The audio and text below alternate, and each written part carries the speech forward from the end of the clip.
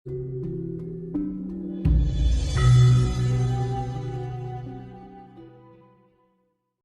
tadi itu nanti ujungnya kan menjawab satu pertanyaan tentang bagaimananya. Nah, memang beban ini berat sebetulnya bagi semua negara, semua bangsa. Menghentikan perang aja antara Ukraina, Rusia, di mana akhirnya menjadi krisis pangan di mana-mana itu tidak bisa dihentikan perang itu, tidak gampang. Padahal semua menyadari bahwa akibat perang itu timbul krisis pangan, tapi tidak bisa dihentikan. Muncul juga perang baru, ya Israel dengan Hamas itu. Jadi tetap bahwa materi yang akan dimunculkan nanti itu tentang kebenaran, di mana dengan materi itu akhirnya peradaban itu berubah kiblat dari Eropa Barat ke Nusantara. Jadi kalau dilihat dari mata angin itu kan ada kita disebut sebagai Asia Timur. Nah, kenapa? Nah ini kita disebut sebagai Asia Tenggara. Kenapa? Kan dilihat dari Eropa Barat. Kita di sebelah timur, dari Eropa Barat kita di sebelah tenggara. Kenapa India disebut sebagai Asia Selatan? Kan dari Eropa Barat. Kalau dari kita ya salah kabeh. Kenapa Arab sebagai Asia depan? Karena dekat dengan Eropa. Jadi semua itu kan kiblatnya Amerika, Eropa. Barat. Nah ini kalau ditarik kepada apa ya sistem kosmogoni Dewata Nawasanga itu 8 penjuru angin dengan 8 energi. Jadi di sini ada istilahnya apa? Dewata Nawasanga itu Betara atau Dewa Betara. Betara Wisnu, Betara Sambu, Betara Iswara, Betara Maheswara, Betara Brahma, Betara Rudra, Betara Mahadewa, Betara Sangkara, 8 tengah-tengah Mahasiwa. Nah, kalau kita menyebut Betara Guru, Mahasiwa ini sentralnya. Nah, di sini itu dengan berpegang kepada Dewata Nawasanga ini kita kembali pada sistem kosmogoni. Yakni kiblat kita adalah kelestarian alam. Tidak hanya nilai-nilai kemanusiaan, tapi nilai-nilai kehidupan. Ya, sistem kosmogoni. Nah, nilai kehidupan ini otomatis melihat permasalahan yang pokok di sini. Kadang-kadang orang mengabaikan apa? Perpecahan umat manusia dengan dalih Tuhan yang menyuruh. Nah, itu ajarannya benar. Dimana kalau kita merukunkan umat manusia, kita sesat. Ini kan sudah fatal sekali. Sudah betul-betul pikiran manusia itu sudah tidak karuan sudah. Orang yang merukunkan, mendamaikan umat manusia tanpa melihat pada agama semua itu satu, kesatuan manusia, itu sesat. Dianggap sesat. Kan ngeri kita. Ngeri loh itu sebetulnya. Jadi baru kita mengatakan perpecahan, kita lah yang paling benar. Dan perang, benar. Itu dianggap yang benar. Saling membunuh, itu betul. Itu yang tidak sesat. Itu kan ngeri. Dan ngeri. Apa kita biarkan ini seperti ini? Nah, kita beban pada kita. Nah, inilah yang nanti materi-materi inilah yang akan diterangkan oleh sang avatar tadi. Sang avatar tadi. Yang oleh Imam Mahdi tadi. Ini yang mau dijelaskan. Tidak tahu siapa ahlinya.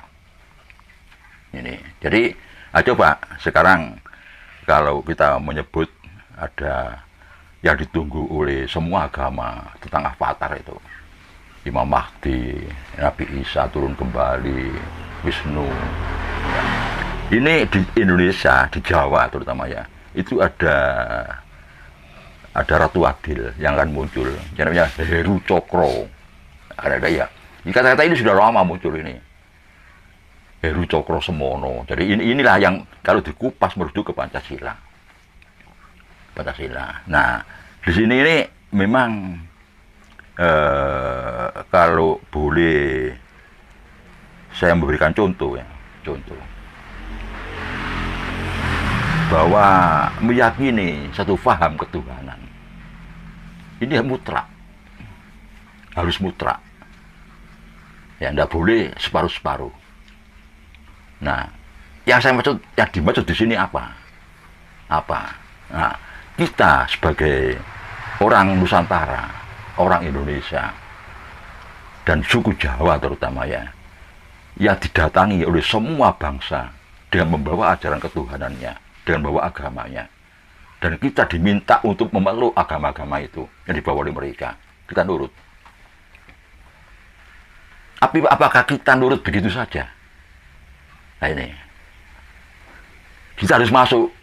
Apa masuk Hindu, Buddha, Kristen, Islam. Tidak boleh tidak masuk. Nah, cara guyonnya gini. Tidak boleh ini PKI kan. Ya. Harus dibunuh, disingkirkan. Harus masuk. Harus masuk. Satu, kok nyalan liyane. Itu yang terjadi kan itu. Nah, apa ini benar? Apa begitu tafsirnya agama-agama Anda itu? Kan enggak.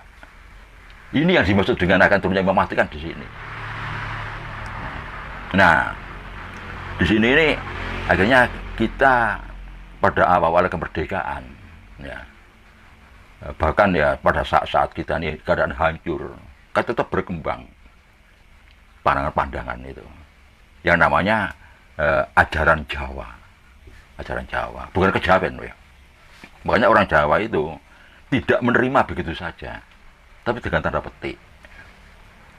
Dengan tanda petik. Harus melihat ajaran-ajaran itu dengan kacamata Jawa, dikupas dengan pisau Jawa.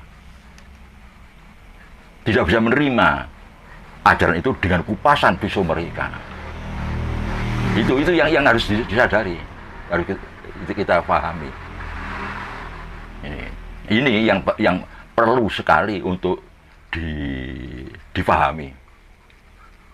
Makanya timbul kalau di Islam itu Islam kejawen, ada Islam dapur Jawa. Terus di Kristen itu ada gereja Jawi Wetan, Kristen dapur Jawa. Kalau di Hindu Buddha itu ada Siwa Buddha Wisnu, ada apa ya? Buddha Jawi Wisnu, ada Jawinya di sini. Berarti sinkritis. Menurut pandangan mereka ini sinkritis. Bukan sinkritis, tapi mengupas ajaran Hindu, Buddha, Kristen, Islam dengan kacamata Jawa, dengan pisau Jawa. Ini maksudnya itu. Maksudnya. Nah, di sini ini kita memahami atau menekuni atau menggeluti ya dalam setiap kali kita beragama, berketuhanan, total. Artinya apa? Kalau kita memandang agama, semua ajaran ketuhanan itu sifatnya mikro. Ajaran ketuhanan tidak mengajarkan makro. Itu keyakinan kita. Apa tuh Hindu, Buddha, Kristen, Islam itu tidak mengajarkan makro. Mikro yang diajarkan. Merujuk ke dalam. Ini total. Tidak dipilih, total ini.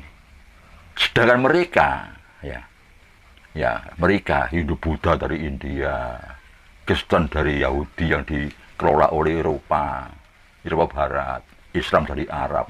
Ini mengajarkan bahwa agama itu makro, total. Coba, ya, total makro. Sangat mau mencipta yang mau jagat raya ini. Kalau orang Islam mengatakan Allah Subhanahu wa Ta'ala itu sang jagat raya ini. Saya yang widiwaso sang jagat raya ini. Kalau nggak jagat ini. Kita enggak, kita mikro. Enggak pernah bicara makro. Enggak pernah. Sebab kalau makro, dunia tidak terbatas luasnya. Dunia tidak terbatas luasnya. Materi tidak terbatas banyaknya, tidak terhingga. Waktu tidak terhingga panjangnya. Lalu apalagi yang membuat, apa kita tahu? Kan tidak mungkin, seperti halnya meja. Ya, apa tahu siapa yang membuat meja ini? Mobil, apa tahu siapa yang membuat mobil? Siapa yang nyetir di dalamnya? Kan tidak tahu. Mereka merasa melaku dewe, mengkok dewe. muni dewe, banter lon dewe. Meja ya gitu, kursi ya begitu. Nggak tahu siapa yang membuat. Nah, jawabannya apa? Ya Pak, ini barang mati kan. Lu apa manusia itu barang hidup? Ayo. Apa manusia itu makhluk hidup? Bukan. Ya makhluk mati manusia itu. Hanya karena ada zat Tuhan di dalamnya. Nah, kalau kita Islam menyebut zat Allah di dalamnya, kita menjadi hidup. Kita ini mati sebetulnya. Kan sama saja. Ya mesti Pak, meja, kursi tidak tahu siapa yang membuat itu barang mati. Itulah kata manusia. Lu apa kita manusia ini masuk hidup? Bukan. Hanya karena ada hidup di dalamnya, yang diturunkan oleh Tuhan ke dalam diri kita menjadi hidup. Karena itu gitu lah. Ya podo lah dengan meja kursi ini.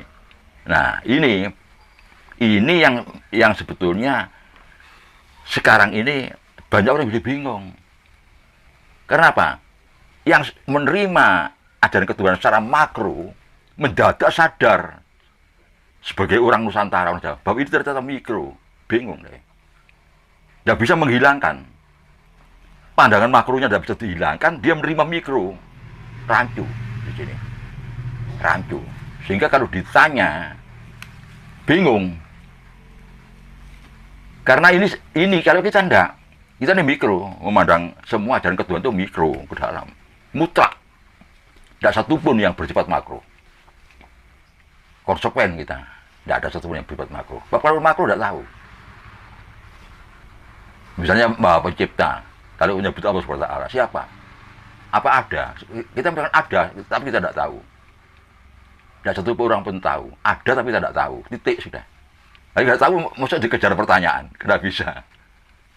Nah, sedangkan dari kawan-kawan kita yang menerima secara makro ajaran-ajaran agama itu, demikian mereka sadar bahwa ini mikro, mereka bingung.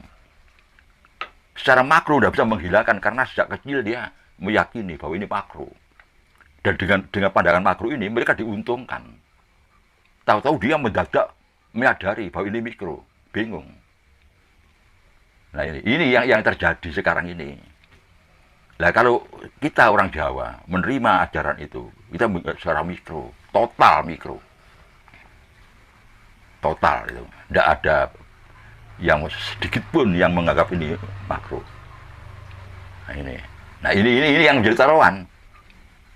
Ini menjadi taruhan. Memang kata-kata ini tidak bisa dijelaskan secara gamblang. Cuma bagi yang mendengarkan, yang tanggap, ini maksudnya dia akan paham. Harus tanggap ini. Tapi ini mikro, total. Tidak boleh lebih kurang. Itu. Bukan makro sama sekali. Ini. Nah, kalau ini dikaitkan dengan contoh aja. Contoh. Nah ini, seperti kalau di Islam itu Isra Mi'raj. Ini kan inti.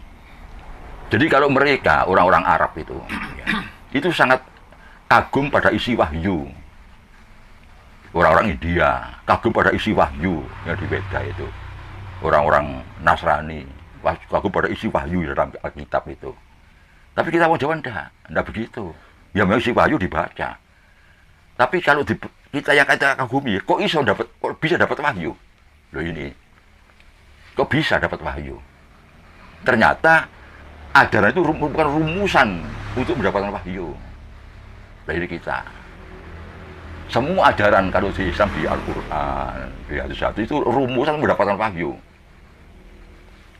Alkitab, Perjanjian Lama, Perjanjian Baru, Taurat, itu rumusan mendapatkan wahyu. Rumusan mendapat wahyu, bukan dari wahyu sendiri itu. Iya, Weda. Ada 5 Weda kan, 1, 2, 3, 4. Yang kelima, yang intinya Bhagavad Gita itu. Kalau kita baca sekian, hanya Weda 1 itu tebalnya luar biasa. Ya bagaimana kita menghafal? Tapi kalau ini direnungkan, ini rumusan mendapatkan wahyu. Nah ini yang kita miliki, pendapat itu yang tidak dimiliki bahasa lain. Bahasa lain tidak paham sampai ke situ. Nah kita yang paham itu, bahwa itu merupakan rumusan mendapatkan wahyu. Sehingga kita harus paham betul apa Isra Mi'raj itu, apa kebangkitan kembali itu, apa Panguruteng Papanista itu, apa Bodhisattva itu. Nah, kita harus paham ini. Kalau sudah paham ini, saya tidak usah ngomong. Nah inilah yang pernah diajarkan Sunan Kalijogo itu. Makanya orang Jawa itu kan kalau wali ya, pasti kibatnya kan Sunan Kalijogo. Padahal itu ada Bonang, Kudus, Muria, Iya. Bagi, Mampel. Nah, tapi di sini Sunan Kalijogo mengajarkan memang tentang apa Isra Mi'raj itu dalam bentuk sanepan. Ada dua ajaran, satu mengenai Dewa Rudi, kedua masalah Suluk Linglung, Nabi Khidir itu. Nah, jadi di sini wong Jawa itu pinter. Jadi kalau saya boleh mempermisalkan, ini boleh mempersilahkan. Contoh ya, Nabi Muhammad, setelah beliau mengalami Isra Mi'raj, beliau kan mikir, loh, ini rahasia dia dengan Allah. Nggak harus diceritakan pada orang lain. Tapi beliau itu kan Nabi, dia Rasul. Harus diceritakan kan. Iya. Nah, harus dipilihlah orang khusus. Nah, mungkin Abu Bakar, mungkin Utsman, Umar, Ali, tidak tahu. Ya. Tapi orang ini terbebani juga. Kenapa saya menularkan cerita ini? Bahwa ini rahasia Rasul dengan Allah. Tidak boleh orang tahu. Tidak boleh. Nah, terjadilah satu rekayasa yang baik diceritakan dalam bentuk sanepan.